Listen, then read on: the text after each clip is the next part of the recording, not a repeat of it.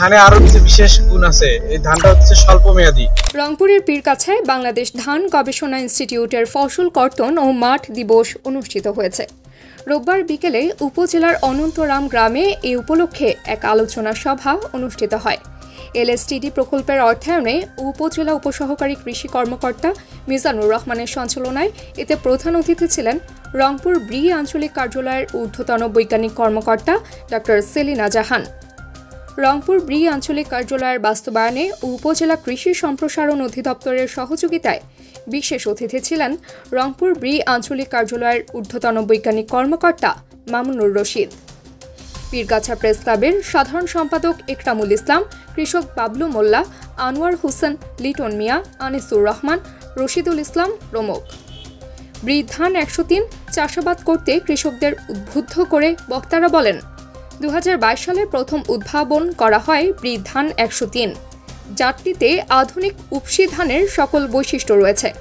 এ জাতের কাণ্ড শক্ত, সহজে হেলে পড়ে না এবং ধান পাকার পরও গাছ সবুজ থাকে। গাছের গড় উচ্চতা 125 সেন্টিমিটার, চিকন ও সাদা।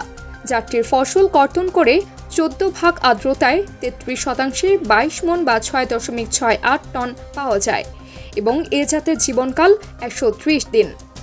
এই জাতটা আগামীতে আপনারা যারা আছেন আপনাদের মাঝে ছড়িয়ে দেওয়ার জন্য স্বর্ণা বা গুটি স্বর্ণা, রঞ্জিত, মামুন যেটাই আপনারা করেন ওগুলো কিন্তু সবই ইন্ডিয়ান ভ্যারাইটি, বুঝতে পারছেন? ওই জাতকে প্রতিরোধ করার জন্য আর ওই ধানের কমপক্ষে 15 দিন আগে আমাদের এই বিরি ধান 103 কিন্তু আসবে।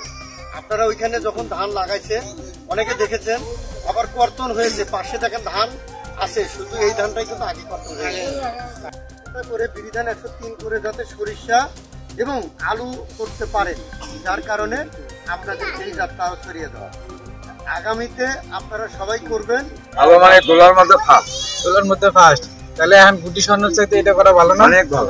আচ্ছা, এখন এই ধানে আরো কিছু বিশেষ গুণ আছে। এই ধানটা হচ্ছে স্বল্প মেয়াদী, অর্থাৎ জীবনকাল একটু কম, অন্য ধানের চাইতে আগে আসে এই ধান। উজ্জ্বল কুমার দাস, কচুয়া প্রতিনিধি, বিএমএফ টেলিভিশন।